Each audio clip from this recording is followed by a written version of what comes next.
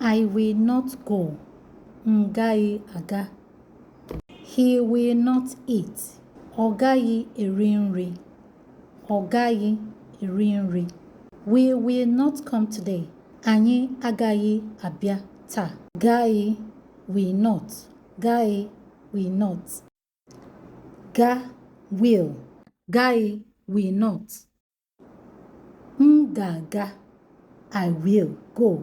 M gaghị aga. I will not go. We will not resume work tomorrow.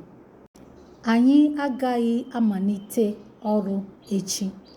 Anyị agaghị amalite ọrụ echi. Some dialects also says anyị agaghị ebido ọrụ echi. I will not go to the market next week. Agaghị m aga ahịa n'izu na-abịanụ. N'izu, izu, week. Agaghị m aga ahịa n'izu na-abịanụ.